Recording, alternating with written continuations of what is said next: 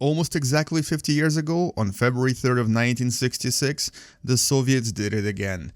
They were able to be the first to land, or not just to land, but to have a soft landing of a very interesting probe on the surface of the moon. This was Luna 9, that was basically the first spacecraft to make a soft landing on any other body in space. And although years later it was the United States that would land the first man on the moon, it was due to the Soviet research on the surface of the moon and because of the findings of the Luna 9 probe that the Americans were able to succeed later on. So to commemorate this beautiful spherical, or I guess egg-shaped object that was only about 2 feet or 60 centimeters in diameter, we're going to actually explore its mission and try to recreate it using Kerbal space program. Welcome to What the Math.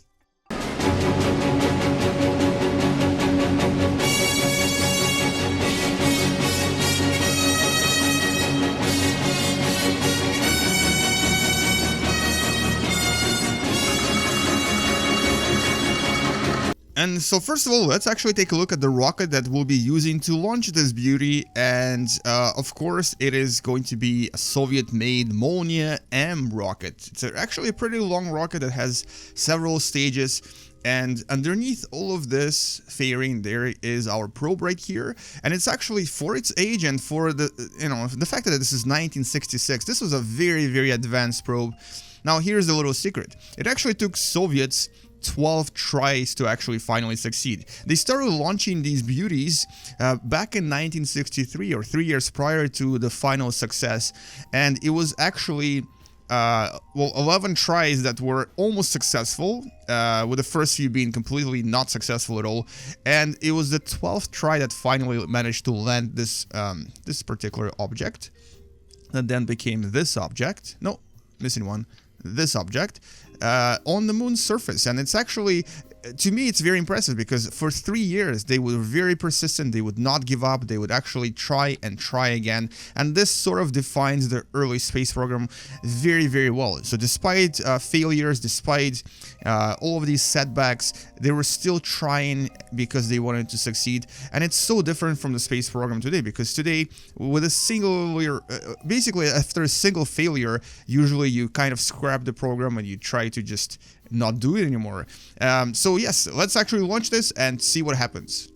And here is our beauty on the launch pad. As you can kind of see that it's actually a pretty long rocket, a little bit longer than previous rockets we've actually explored using Kerbal space program when we're talking about different Soviet programs.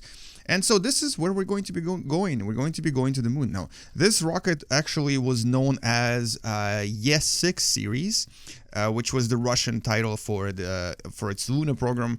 And in Russian, the word Luna is actually pronounced Luna. And this is what they called this when it actually landed on the surface of our moon. So let's launch this, see how it goes. I know that well, this is actually a mod I'm using called Soviet probes and Soviet engines, and I know that this particular rocket is a little bit unstable, so I had to add a few struts in between just to make it more stable. This is my first attempt with all the struts because previous attempts were not very successful. Anyway, 3, 2, 1, and launch. We're going to try to do this very realistically, very historically. First step is to get into orbit around our planet. So here, the realistic orbit was not very circular. It was actually something along the lines of 150 by 220 kilometers. But we're going to get into a regular orbit around Kerbal, try to make it a little bit more circular, just so that it's easier for us to later transfer to the moon. And we're going to be obviously using the procedure we usually use. So right now I'm going to be starting my gravity turn, and you kind of can possibly notice that the rocket is already wobbling a little bit. And that's mostly because it's so long. There you go, there's the wobble. So I'm just going to kind of fast forward this until we get into orbit around Kerbal and show you all of the stages, all of the separations, as basically we're trying to make this as realistic as possible.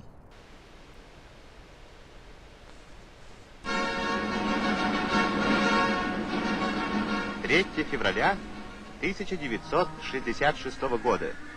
Впервые в истории советская автоматическая станция «Луна-9» осуществила мягкую посадку на поверхность Луны. And here comes the second stage separation. And this is our third stage right here. And I believe we can actually start circularizing. So yeah, we're going to wait until we get into this location and start circularizing our orbit. Now, like I said before, in real life, it wasn't really circular, but we're going to try to make it a little bit more accurate than that. Alright, and let's begin our burn. This is our circularization burn starting around now. And so this will take us a few seconds, and after this we're going to release the fairings and hopefully have a circular orbit. So this was the third stage, and there was actually another stage underneath this that you will see in a second. But the idea here was that you would use these first three stages to circularize in the orbit around Earth and then prepare for the transfer to the moon. Alright, excellent. It's actually a lot more realistic than I thought. So this is about 76 by 99 kilometers, which is about the same elliptical orbit or the same eccentricity of an orbit that they had in real life as well. So we can now actually release everything, releasing our last stage. And there's actually an extra thingy right here that I just... You saw it firing. This was actually to separate ourselves from all of the other stages because it was a little bit unsafe to launch your last stage if it was a little bit too close to the previous stages. So there we go. So everything is now ready for the moon transfer.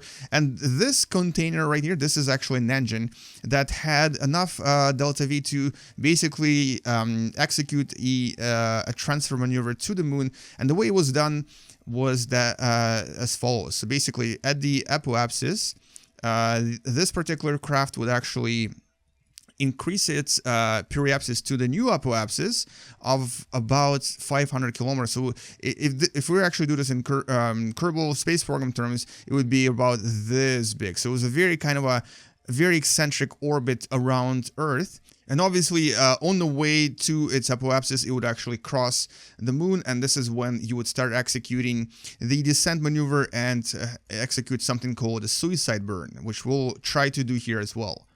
So let's try to do this as realistically as possible. So this is kind of what they try to do. We're going to wait until we can find a crossing with the moon. So I think this is around here. Perfect. And this is kind of what the Soviets did. And we're going to try to do the same. And what they also did was they executed a course correction on the way to the moon. So we'll see if we need to do one as well. But this is actually where we're going to be launching.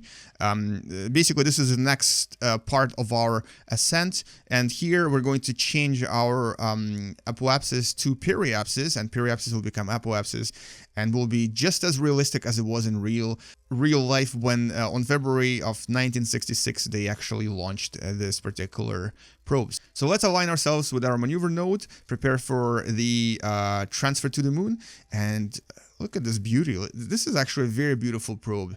This is as sci-fi as it gets, but except that this was actually real life, but 50 years ago.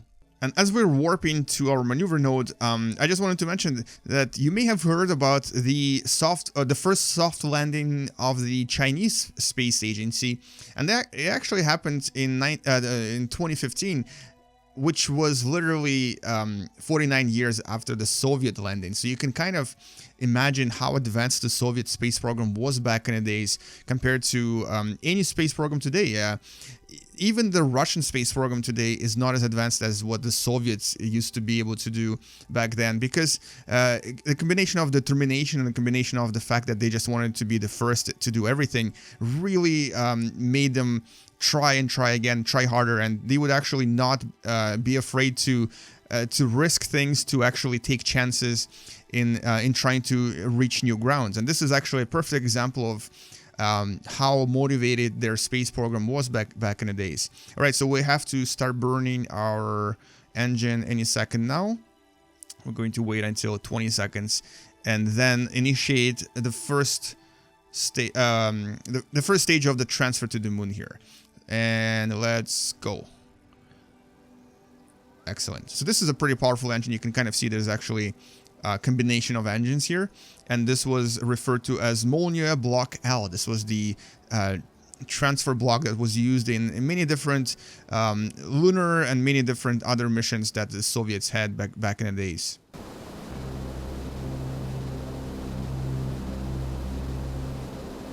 Alright, so we've now begun our transfer. We're going to be passing at a periapsis of 76 kilometers, which means that we'll have to initiate a course correction relatively soon. Or not relatively soon, but after possibly a few hours away from Kerbal. Now, while we're waiting for that to happen, let's actually accelerate time a little bit. And here we go.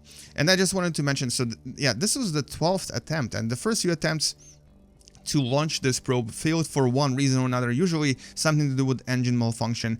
And so the first probe that was launched 3 years before this actually did get into orbit, but this thing didn't fire. And so it actually stayed in orbit and then returned back to Earth and crashed, obviously. The second attempt and the third attempt all had malfunctions. And Luna 4, which I believe was the 5th or the 6th attempt, was able to stay in Earth orbit. So actually this thing fired, but the course correction didn't fire. So they actually couldn't correct the course, and so it passed by the moon and is still in orbit somewhere around Earth, but in a very eccentric orbit. Then there was Luna 5C that also stayed in Earth orbit, and I believe is still somewhere in space today. And one of the Luna 5 probes was actually able to reach the moon, but unfortunately its retrograde boosters, which are right here, didn't fire, so they actually experienced a hard landing on the moon. It wasn't a soft landing, so basically it crashed into the moon. Then there was Luna 6, which actually ended up overshooting a little bit and went into higher orbit. Luna 7 also ended up crashing. And right before this, the attempt number 11 was called Luna 8, and it almost made it. As a matter of fact, the only reason it didn't make it is because, so this egg right here is actually covered in cushions. It's something that will actually inflate when we get to the moon, and I'll show it to you when we get closer. And what happened was, one of the parts, it was a plastic part that was sticking out here, unfortunately pierced the cushions, and the air started escaping on the descent to the moon, and basically made the craft spin too much, and so it kind of just fell onto the surface, and the contact was unfortunately lost. And now we're going to be using the last bits of fuel to correct our approach to the moon so that we can actually initiate the suicide burn, which essentially refers to a trajectory where you go straight for the surface and then you stop right before you crash, which is what we're going to be doing and what the Soviets did as well. So you can kind of see that we actually don't have a periapsis anymore. We're going to be landing, or I guess crashing onto the surface, unless of course we're stopped. And now we can actually disengage the last stage. And so this here, this beautiful part is what essentially went to the moon and was responsible for not only stopping right before the crash, but making sure that this egg actually is successful at reaching the surface at a very, very safe speed of about 22 kilometers per hour. Now, you'll notice two things here. So one is that there's a big radar. Now, this thing is really important. This radar was responsible for detecting the surface of the moon and at a distance of 25 kilometers. This is when the engines would actually fire. So until 25 kilometers from the surface, this probe would just directly fly just as we are right now, and it would actually be approaching the moon really, really fast.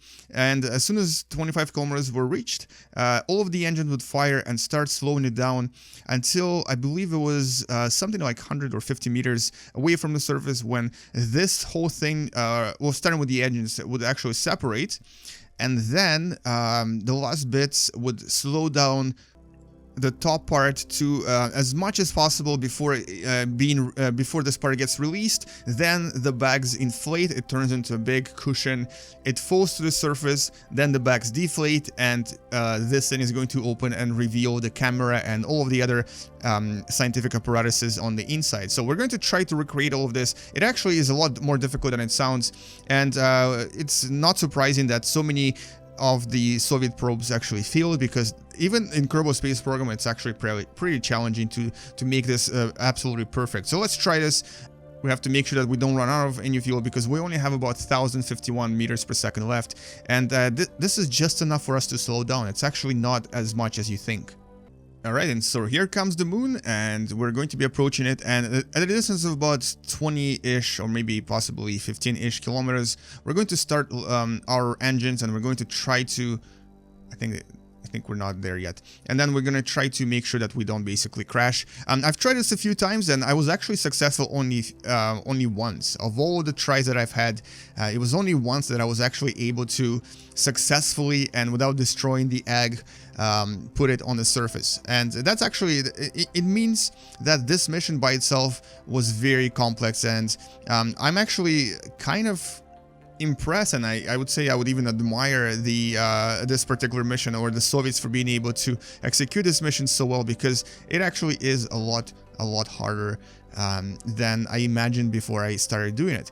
And interestingly, the mod that I downloaded for this particular mission even has a text file that sort of goes through very specific details on how to make sure that you're successful at this mission, because it is ridiculously hard. So right around here, we're going to actually start firing our engines and try to slow down before crashing.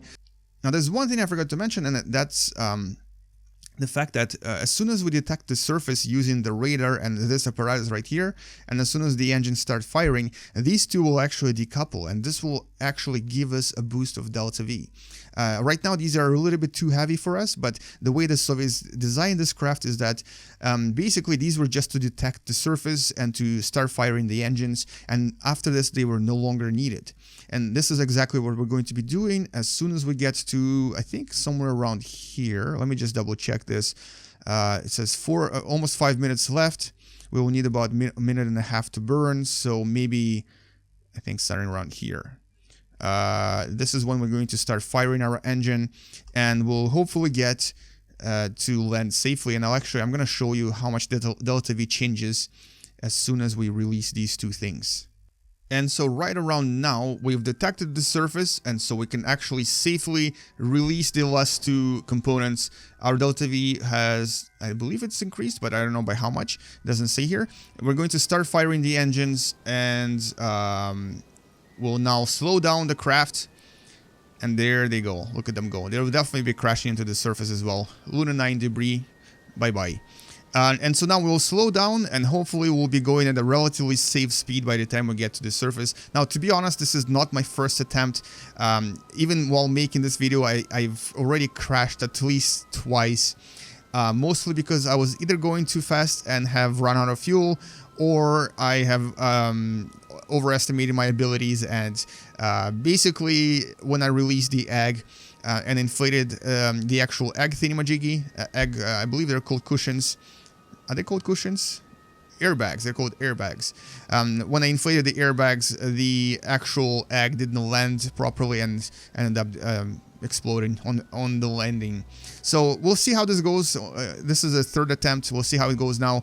I'm going to try to be as careful as possible, but what this kind of suggests is that the ability of the Soviets in 1966 to actually completely and safely land this and transmit all of the photos and the pictures that they were able to transmit. This is actually, you get to see them right now on the screen. Is absolutely impressive. Like, this is only the 12th attempt, and then using the technology from the 60s, and to me that sounds absolutely crazy. It's just incredible and absolutely I mean, the admiration I have for the program is overwhelming. But let's see how it goes. We're approaching the surface. We're going at just over 200 meters per second. This is definitely as suicide burn as it gets, and at this point anything can go wrong. Actually, I may end up running out of fuel. I may end up crashing too fast. We're going to slow down a little bit. We are running out of fuel for sure, but we also are getting a little bit closer to the surface here.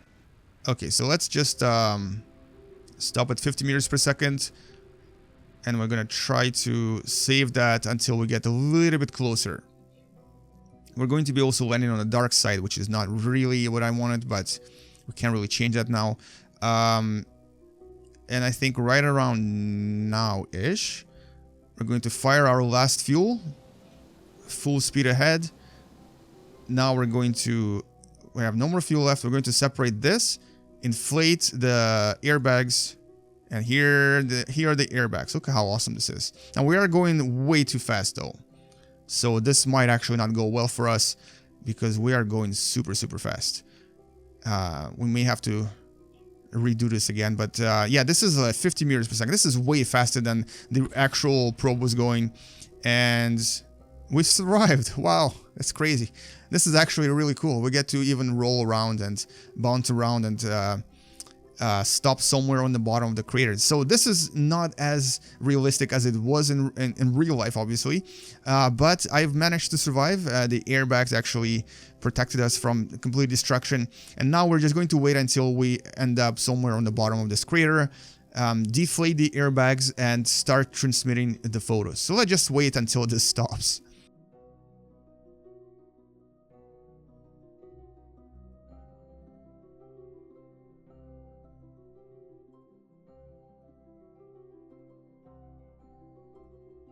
Okay, so it looks like it actually came to a stop finally, and we're going to now deflate the bags and hopefully nothing explodes, and there we go. So this is the egg on the surface. I should be calling it the egg because it's not technically the term.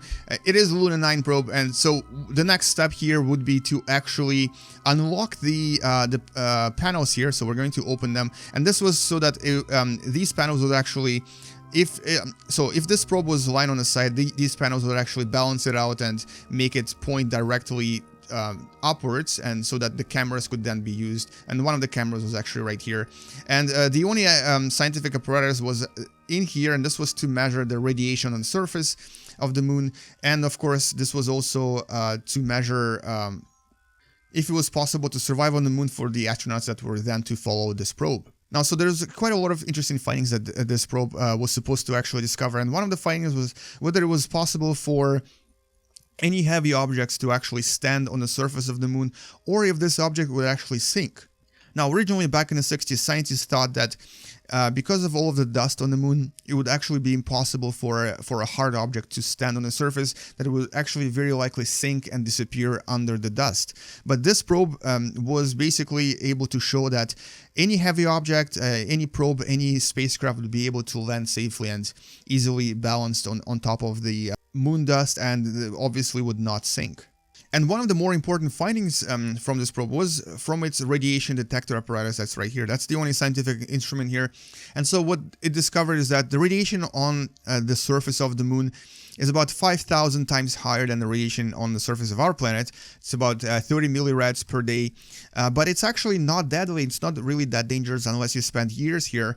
As a matter of fact, people that survived Chernobyl disaster received about 35 millirads after the explosion of the nuclear power plant in Chernobyl in 1986. And if you were to go to Fukushima reactor in Japan right now, in 1 hour you would already receive more radiation than you would receive from being on the moon for a day. So it's actually not really deadly, even though it's technically higher than the safety dose, and definitely higher than you would want to receive. It's definitely not deadly. Now, we can also use the camera on this probe to try to see what it sees, and this is actually how it actually was in real life. So here the camera then transmitted a panoramic sort of photo of everything around it. It was able to transmit these photos for about 8 hours. But interestingly, the frequency used to transmit these pictures was not even encoded. It was actually a universal frequency that was then received by different other countries. And the first country to actually post the photos was not even the Soviet Union. It was actually the United Kingdom. So England actually received these photos and was able to then post them in their newspaper and essentially announce that the Soviets succeeded in landing the probe on the moon. And so after about 8 hours and 5 minutes, this probe would shut down and would basically stay on the surface of the moon for the rest of its days. Now, today we're actually, we have a few satellites looking for different probes, historical probes on the surface of the moon. But this is one of the few probes that still hasn't been found, because we're not really sure where exactly it is located on the moon.